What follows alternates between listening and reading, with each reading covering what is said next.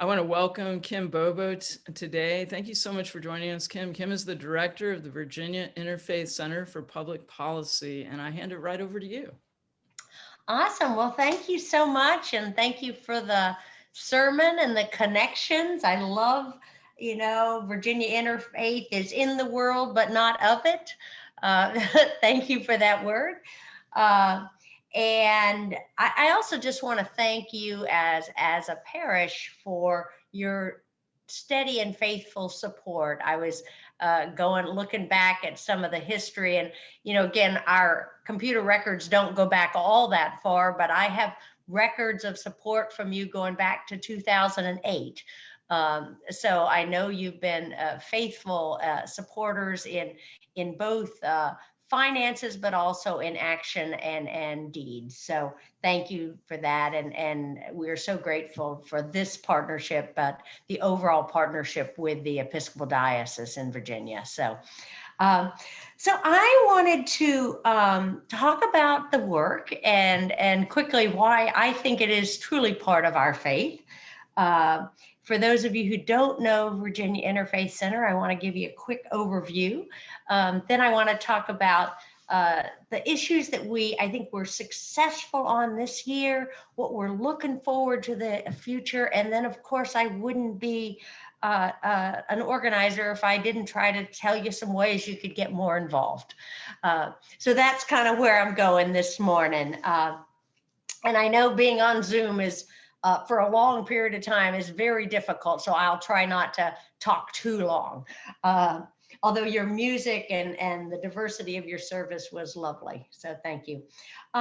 So again, I grew up really memorizing Bible verses and really wanting to figure out how I could put my faith into action. And I think I initially thought I would be a social worker, or I like to sing. And so I thought, well, maybe I could be a music therapist, or, I wanted to help people.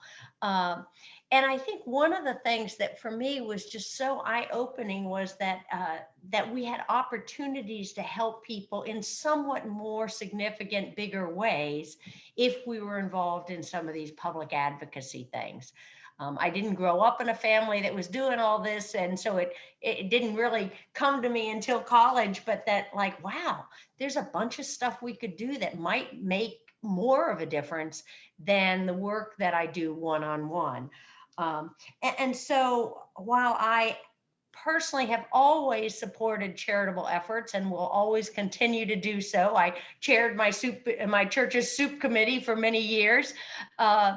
I know that if we really want to change the powers and principalities in our society, that we have to be involved in advocacy. And it is a tad more messy than our charitable work. It's a lot easier to see what we do when we hand out some food, but it is not, it is really doesn't have the power that our policies do. And so I really think as people of faith, we are indeed called to both do charitable activities, but also called to be a voice for justice in the public square. And Virginia Interfaith Center, since the mid-'80s, has been doing that. It has been called to be a voice for justice in Virginia's policies and practices. Our mission is to engage people of faith and goodwill in advocating economic, racial, and social justice in Virginia's policies and practices. That's what we do. We do have a team of professional staff, but we are not the lobbyists. We are not the advocates.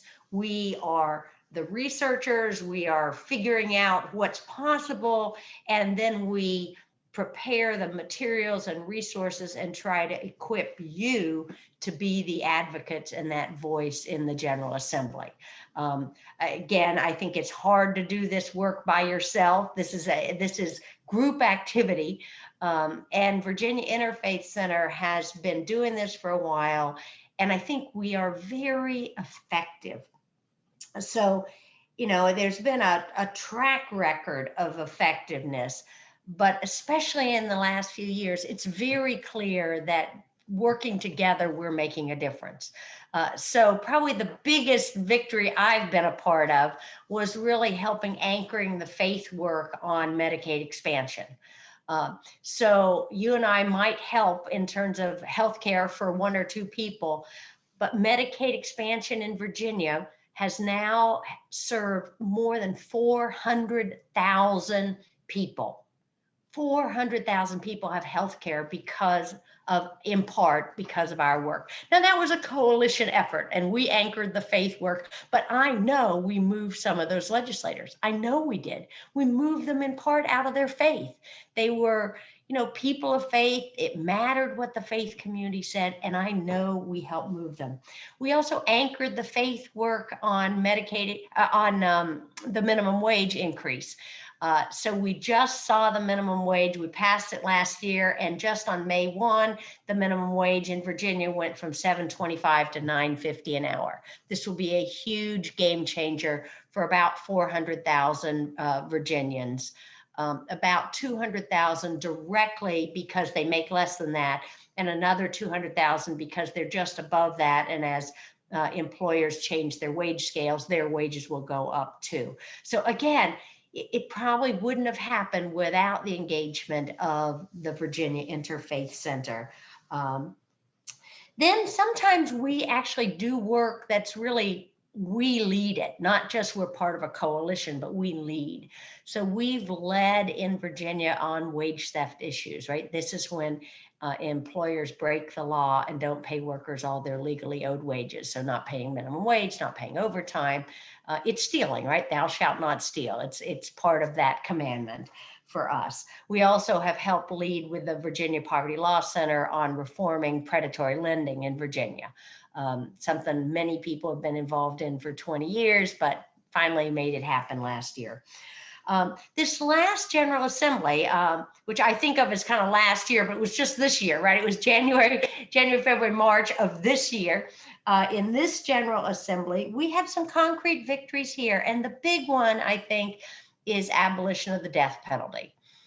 We were approached by the Virginians for alternatives for the death penalty. And they basically said, look, we've been doing this work for a long time, but we really need help, particularly with African-American churches, making this a racial justice issue. That's how other states have passed it. We need your help in making that link. Virginia Interfaith has good connections with African-American churches. Will you help? And we were like, absolutely, we'd love to do that, right? And if you think that will matter, then let's do it. And so we systematically went about first getting the Legislative Black Caucus to agree to make it a priority for the General Assembly. And again, the Legislative Black Caucus I view as oftentimes the moral voice of the General Assembly. Then we did a Black clergy press conference. Then we had 400 and some odd African-American clergy signed on to a clergy statement that we delivered to every member of the General Assembly. Then we did prayer vigils at 6 lynching sites to make the connection between lynching in Virginia and our excessive use of the death penalty in Virginia. Anyway, and we just worked it. And I know many of you on this call today sent letters to your senators and delegates about this issue. And obviously the governor signed abolition of the death penalty. My staff person was invited to be at the press conference because of our work on it. So again, we, the faith community, really mattered on abolition of the death penalty. But that wasn't our only victory in this General Assembly. We've been working for the last couple of years trying to get a paid sick day standard for Virginia. There's 1.2 million workers in Virginia who, can't take a paid sick day. They have no paid time off, nothing. And so we've been trying to get a basic core standard that would say that every employer, every worker has to have at least 5 paid sick days a year. That's not a high bar. There's no industrialized country in the world other than us who doesn't have this standard at the federal level. I mean, we are really out of sync with the world on this one. There are about 13 states now who have paid sick day standards. We'd like Virginia to be the next one. So we've been working on this for the last couple of years. And finally, in this past General Assembly, we didn't get the whole thing, but we got paid sick days for 30,000 home care workers, which again, if you think about who needs it the most, like home care workers, right, who are caring for our elderly, our sick, like they clearly ought to have paid sick days so that they don't go to work and harm vulnerable people because they need the money. I literally was actually on a forum the other day with one of our governor candidates, and one of the workers was talking about, she was actually not a home care worker, she was like a social worker, and she said on the forum, she said, you know, I don't have paid sick days, and so when I had COVID, I went to work because I couldn't afford to not have my income, right? I mean, people went to work sick with COVID. And, you know, people will go to sick with colds and other viruses and other flus. And, you know, all of us get sick when that happens. It's bad for all of us. So anyway, we finally won for 30,000 home care workers. Good first step, but we got to get the rest of the 1.2 million workers covered. So that's on next year's agenda. Then one of my brilliant staff, I have this great smart team that work around me and keep me on the straight and narrow. And one of them discovered that Virginia, if we expanded Medicaid just a little bit more to cover undocumented immigrant women when they're pregnant, that we could save money for the state. So we wrote 2 budget amendments. You had to do it this way. One that drew down, basically got the federal money for Medicaid, and the other provided this benefit for undocumented women. So now 7,000 undocumented women, pregnant women in Virginia have prenatal care, and we save the state money. So that's what I think is a win-win, right? So we obviously got that one passed. We also had a couple more sort of procedural wins. We got a resolution as water as a human right resolution passed that will sort of provide a basis for future work trying to fight privatization of water systems in Virginia. There's a whole effort to privatize water that we're concerned about. So we did that, and then we got a study on equitable transportation dollars.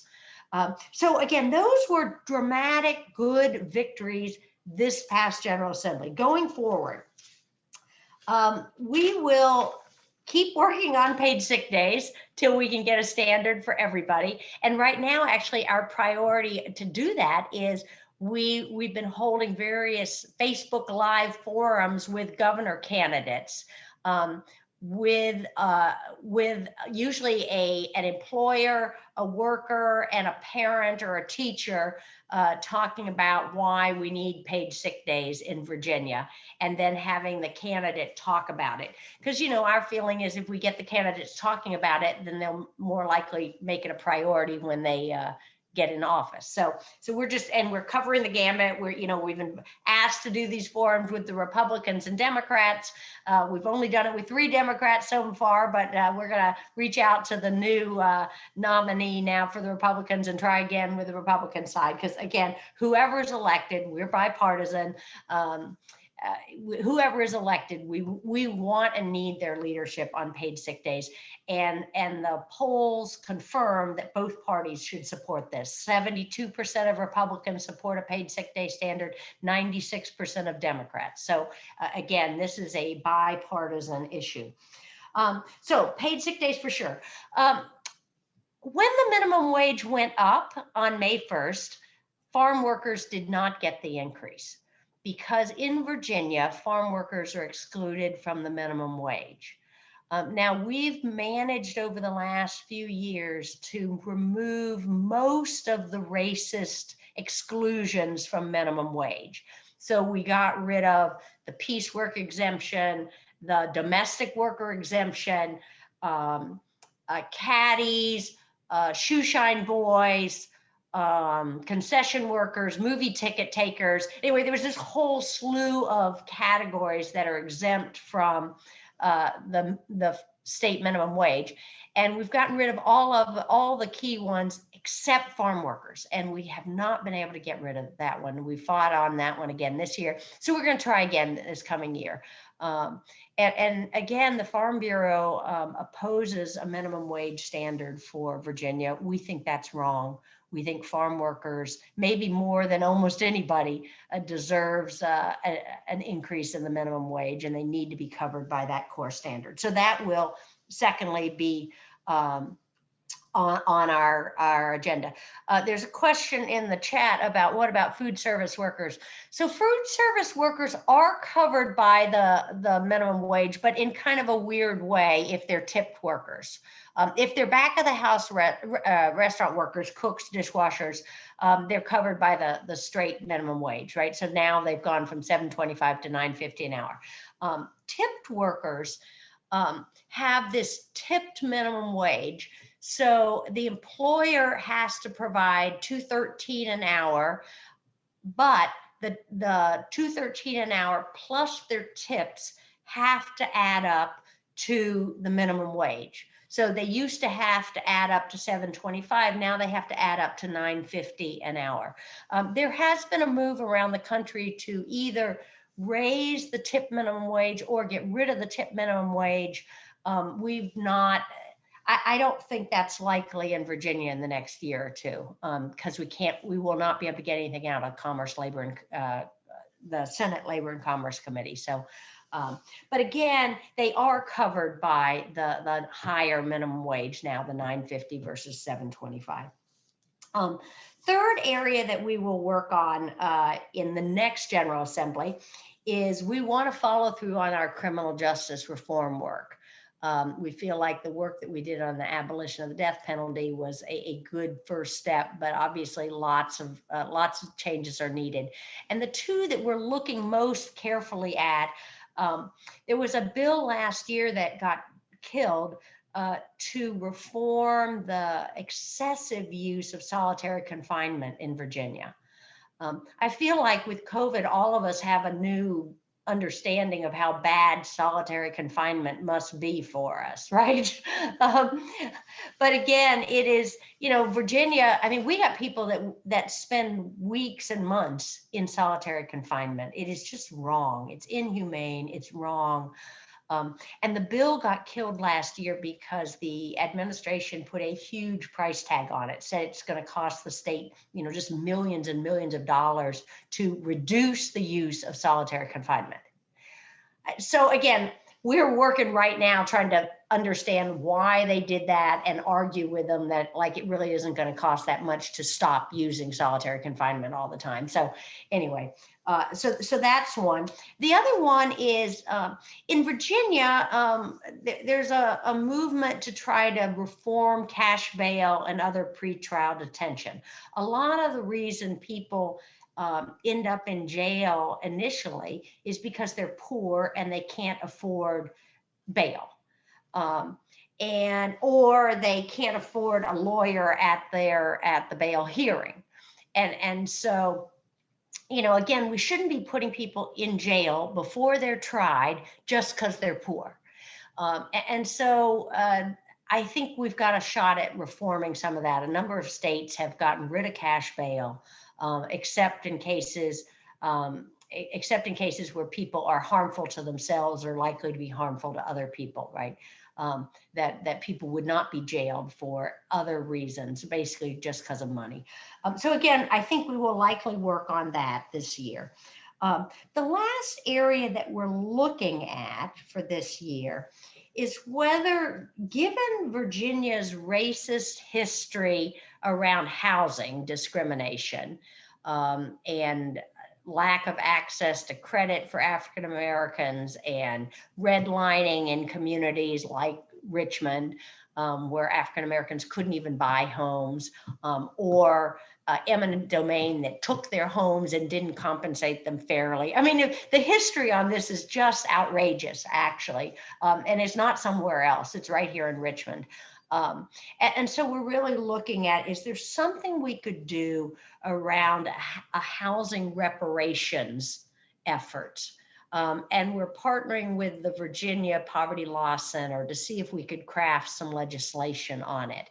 And it would likely be some sort of assistance with first-time homebuyer down payment stuff, right?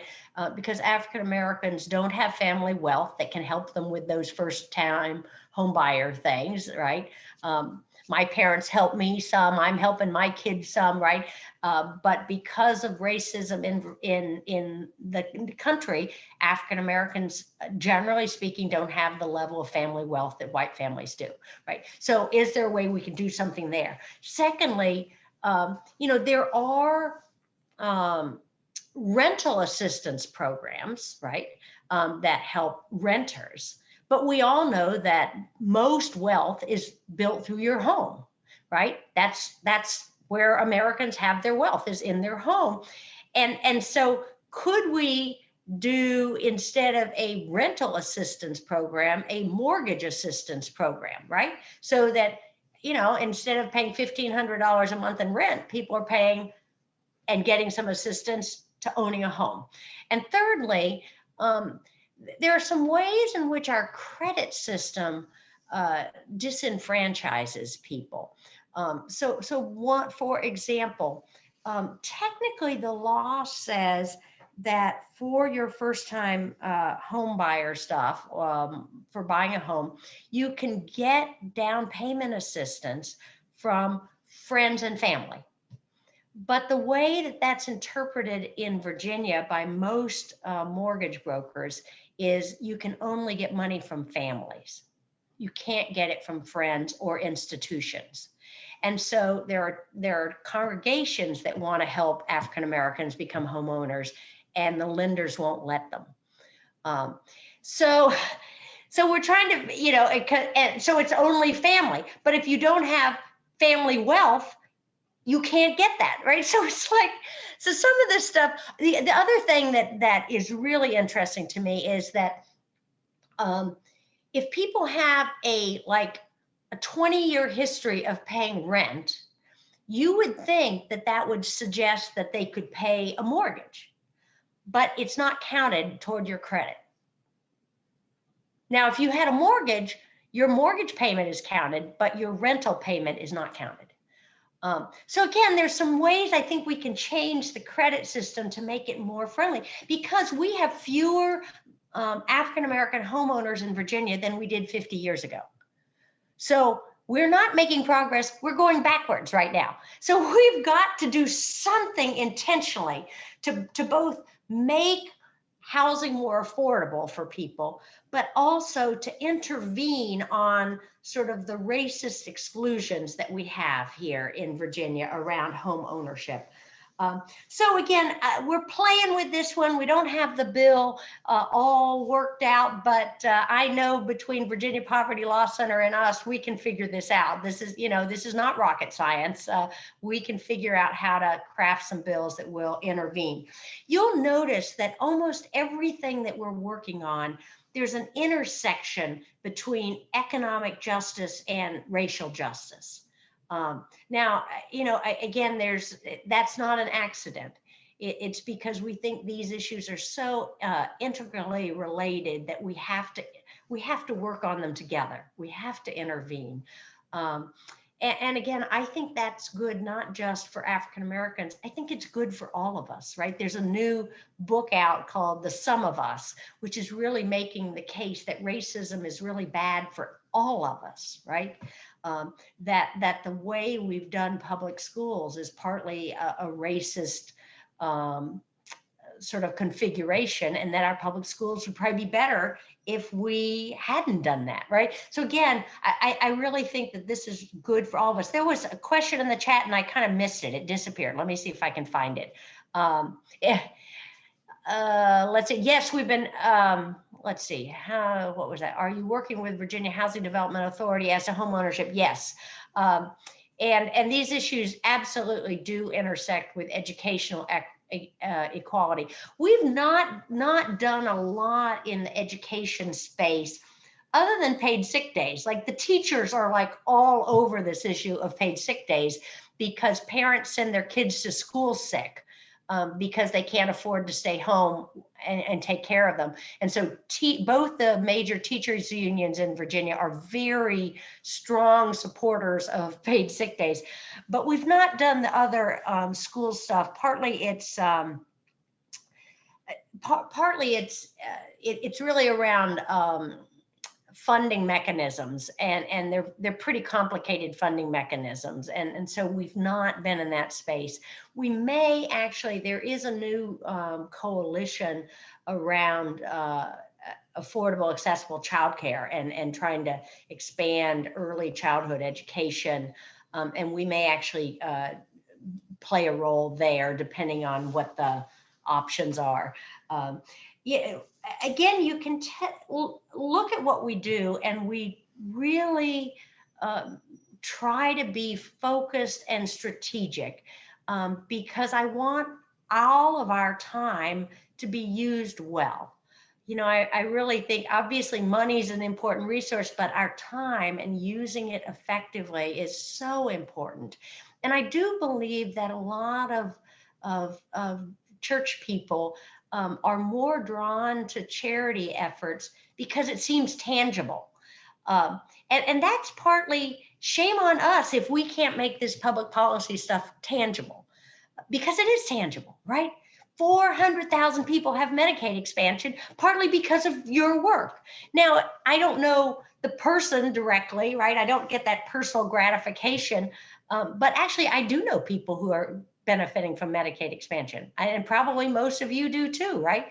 And so if you helped pass Medicaid expansion, you know, you help make that happen. So again, I think we've got to be strategic, we've got to be focused, we've got to try to win. Now, again, sometimes we end up taking positions on things just because it so feels like the right thing to do. But honestly, if I have a choice between the right thing and the right thing where we can win, I want to put my efforts on the thing that's the right thing, but we can also make a difference, right? This is not about symbolic changes. This is about real concrete differences in people's lives. And so I and my team will do our best to try to ferret out what's going on, not perfectly, right? You know, it's a complicated situation, but try to figure out what's out there. What do I think we can win? And then engage you in helping move some of these issues. I was talking to somebody the other day and they said, well, can't you just say, well, what would Jesus do? And I said, well, you know, in public policy, it's a little more complicated than that, right? and so, you know, I approach all this with some humbleness, right? You know, we do try to analyze and certainly have a perspective of trying to look at things from the margins and what will make a difference for those who've been excluded and are poor and vulnerable in our society. But we, I can't say, you know, it's always exactly what Jesus would do, right? You know, so, you know, it's a little messier than that. So let me move on then to how you can get involved or more involved. First, if you're not on our mailing list, you actually must get on it. So our website is virginiainterfaithcenter.org, virginiainterfaithcenter.org. And Virginia is all spelled out. And sign up to get on our email action alerts. Now, during most of the year, you'll hear from me once a week in what's called our weekly roundup. And so once a week, that's not too bad. Now, I do bombard you a little bit during the General Assembly because we usually have 24 hours before a bill comes up to get word into our legislators. We do it mostly based on committee assignments, but if your legislator is on courts of justice, you're going to hear from us a lot. If they're on commerce and labor or labor and commerce, you'll hear from us a lot, right? So, and so you'll hear from us a lot during that General Assembly. But if you're not connected with a group like us, you won't know what's going on, and it will be impossible for you to be effective in making a difference. Like, you can't do it alone. This is group activity, right? And you can't, even if you read the RTD, you know, you will only know what happens after it happens. You will not know ahead of time, so you can intervene. So absolutely, if you're not on our list, get on our list. Second thing, in Virginia, we have an election every year. So it is always an election system. Like, this is, we're one of the few states that that's the case, but it is what it is. And so we've already sent out to everyone our questions for candidates. Ask the Republicans, ask the Democrats, ask everybody, will you help us make paid sick days a standard in Virginia? Will you remove the exemption for farm workers getting minimum wage so they can be paid a minimum wage as well? What can you do to reduce cash bail? Can you reduce the use of solitary confinement, right? So it's all of our issues, but in simple questions that you can ask candidates, because there are forums, there's town halls, there's all sorts of things going on right now. Ask every single candidate about their leadership on these issues. That would be very helpful to us. Thirdly, we do like to work with congregations with a liaison, and working to be much more strategic as a congregation. And so, you know, our liaisons have monthly calls, but what we ask congregations to do is to look at, you know, who's in your congregation and who are their legislators. So, you know, in Richmond, in all these city urban districts, you know, you probably got people with 5 different delegates and 3 different senators, would be my guess. But if you knew we have 20 people who are in Senator Morrissey's district, Senator Morrissey is leading the effort on solitary confinement.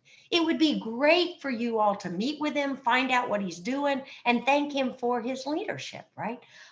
So again, if you know who they are, then we can help you think about what are the messages so that you could, with groups of members, really organize some meetings. And, you know, during this Zoom moment in history, it's very easy to meet with legislators. It used to be a lot more difficult, but now you just schedule a Zoom call and they get on and talk to you. And so again, you guys could easily organize meetings with 3, 4, 5 legislators, and it would be super helpful to us because legislators really only, they only care about their own constituents. They don't really care much about anybody else. So that I'll come back to this question on gun stuff in a second.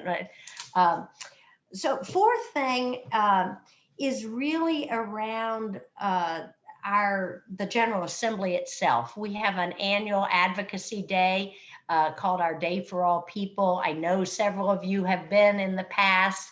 It will be January 22nd. It's often a very cold day in January. But it's a great event, and we will likely have the governor speaking. We've had the governor, the current governor, a couple times. We'll likely have whoever is the new governor come, and it will be a great day, and it really helps further our agenda. And finally, we do also have a social media team. Actually, sorry, not finally, fifth. We have a social media team. So if you're good on all that social media stuff, not my strong suit, but you can help amplify our message through social media. And finally, here in Richmond, we have what's called a living wage certification program. It's a program that we only run right now in 4 different cities.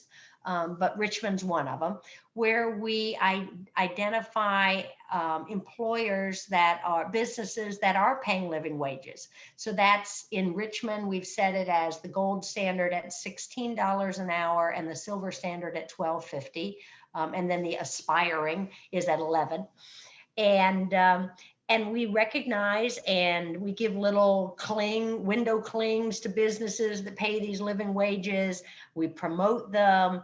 And the big thing we need is help identifying businesses that we can ask them to let us certify them. So if you'd like to help us with that, or if there are business owners or business leaders in the congregation who you know are paying living wages, encourage them to let us certify them.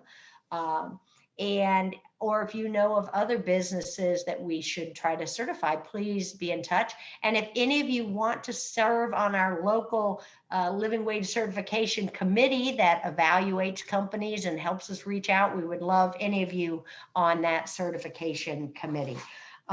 So those are ways you can get involved. Let me come back to, let's see what this question was around background checks for gun purchases. We have not done much on gun issues. They are very weird issues to work on in the General Assembly, and don't actually.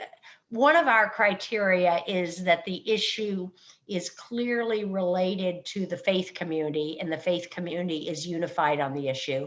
And secondly,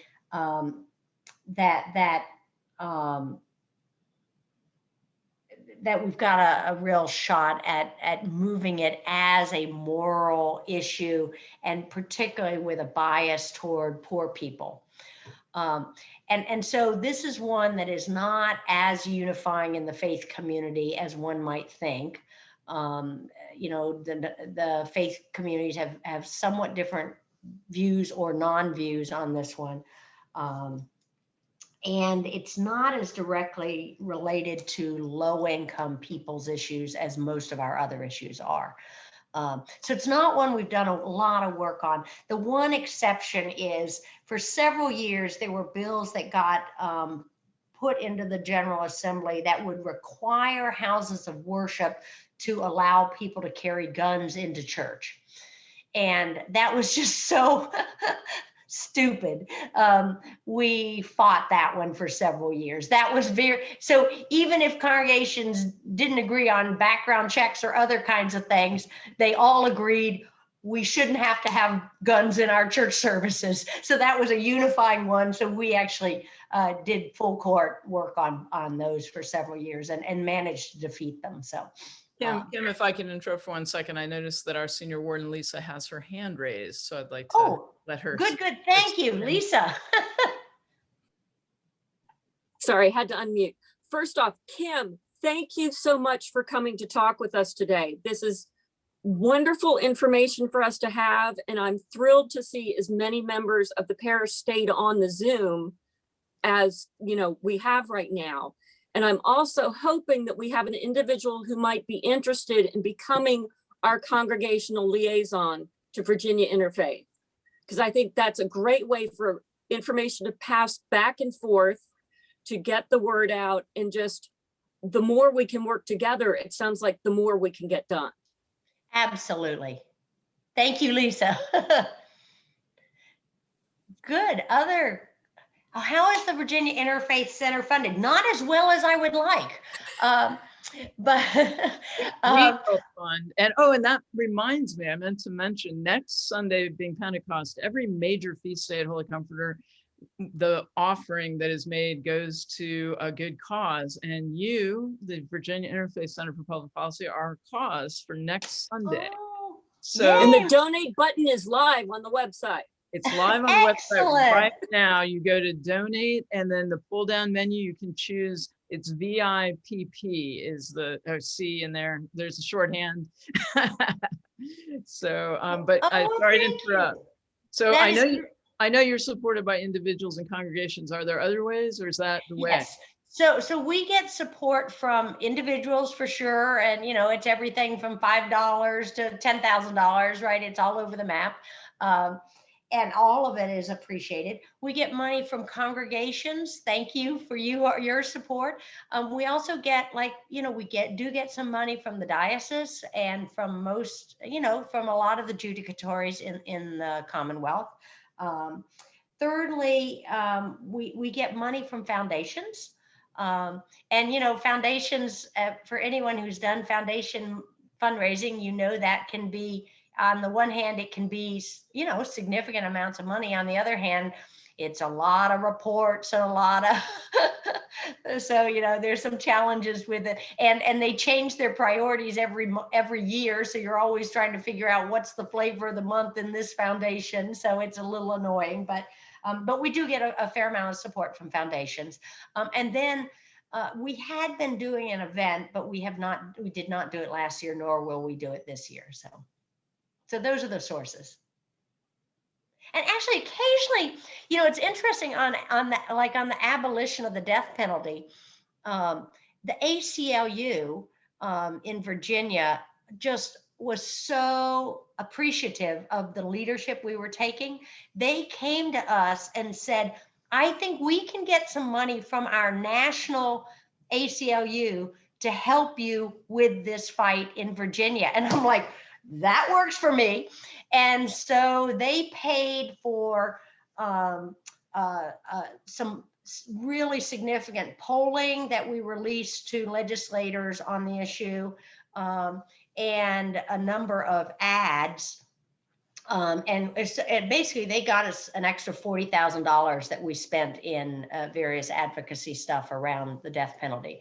And so again, every so often we get support from another organization who is appreciative of what we're doing. So, but that's not common. Good other questions. These are such good questions. And we're putting the questions in the chat. This is working well. At the very end, I'll unmute everybody so you can thank Kim, but let's keep putting our questions in the chat for now. Oh, advocacy for benefits for part-time workers. Well, our paid sick day standard that we're fighting for includes paid sick days for part-time workers as well. That's our bill. Now, again, I will not be surprised if there will be at least some carve out for, workers who work less than 10 hours a week or, something like that. But the way that the bill that we've drafted works is that you accrue paid sick days 1 hour for every 30 hours worked. And that's kind of the standard around the country. And our proposal is that it should apply to part-time workers as well as full-time workers. So that, yes, that would help cover them on that. How you balance the necessity to be bipartisan. Well, I have an overall commitment to being effective. And honestly, the way to be most effective most of the time is to try and work in a bipartisan way.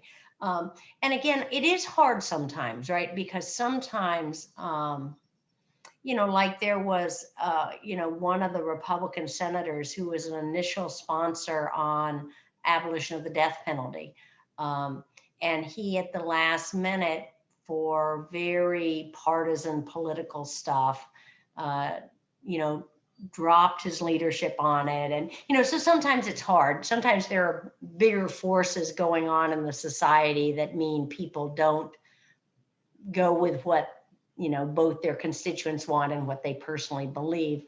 But most of the time we just try to appeal to people on the issues, right? Appeal to them on the issues and values and their constituents. So there were several Democratic senators from Northern Virginia who told me they didn't support abolition of the death penalty, but they voted for it because they heard from so many constituents and they wanted to represent their districts.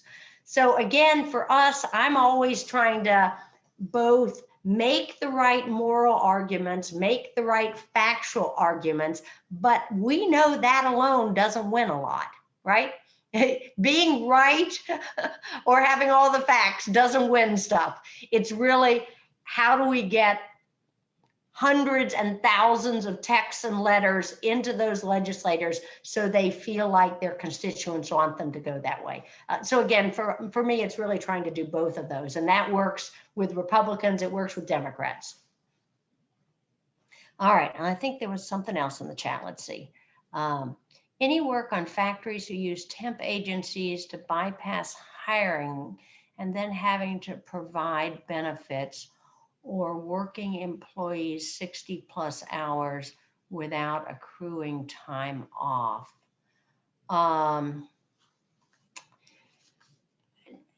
I've not temp agencies overtime stuff. Well, a couple things. I don't think we've done anything directly on temp agencies.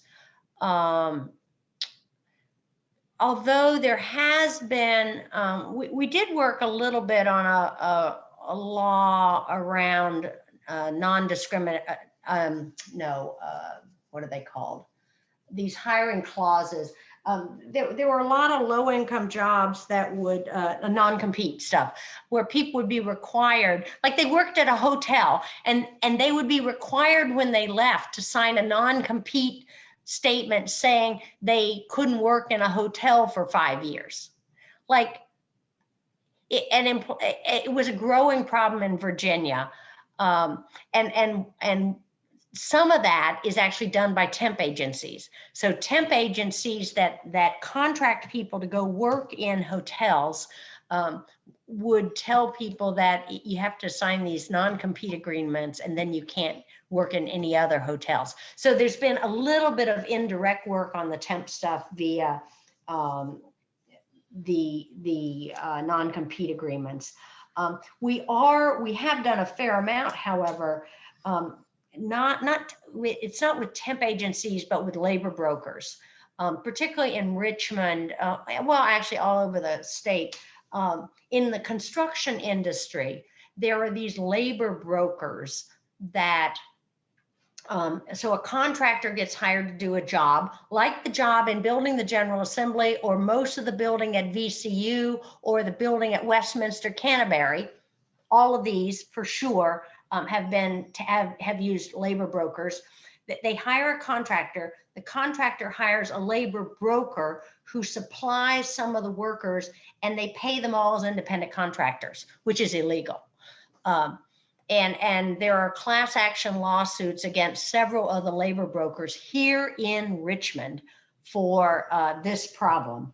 And one of the reasons that they are able to file lawsuits on this right now is because we passed a bill that I wrote that is a private cause of action that allows workers, when they've been cheated of wages, to take their cases to court, and attorneys can get fees for taking those cases. It's called private cause of action. We had no private cause of action at all in Virginia.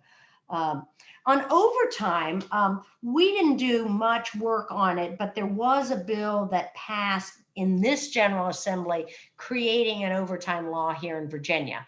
Now, there is an overtime law at the federal level that covers most workers who are in businesses that have $500,000 more in coverage. So that's basically anybody covered by the Fair Labor Standards Act. But Virginia, if you were in a really small business, had no overtime law. And so now there is an overtime law. And overtime, actually, there are categories of workers that are exempt from overtime, right? But an awful lot of people are told they're exempt and really aren't exempt. So we've actually got, there's actually a minimum threshold, and I can't remember the exact amount right now. It's like 36,000 or something. And if you're paid below that on an annual basis, you're automatically covered by overtime, regardless of what your title is. The actual number, we've got a fact sheet on the new minimum wage, and the actual overtime exemption number is in there. So if you want to look at it. But that's really, we haven't done a huge amount of work on overtime. Yes. Yeah, so I think we're kind of coming to the end of our time together. If there's any final question for Kim, or Kim, any closing comment, I'd like to say how grateful I am that you've been with us today. This is something we've been talking a lot about at Holy Comforter and working on in different ways, and this has been really wonderful. I also want to say just how, I don't know, you're just amazing. Thanks for all you do, and the way you lead people in this work is very impressive and important, and thank you. Oh, well, thank you. And again, you guys have been such faithful supporters, so we look forward to deepening the relationship, and I'm really grateful for all you do as a parish. So thank you. And I'm allowing people to unmute themselves so they can actually say thank you. Thank you. Did it work? Thank you, Kim. Thank you.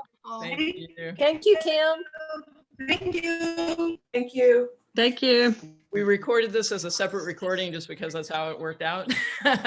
So FYI, for those who might be looking at the end of the service, it's going to be posted separately. Thanks all. Thank you, Kim. Thank you, Kim. Thank you, Kim. Take care, everybody. Take care.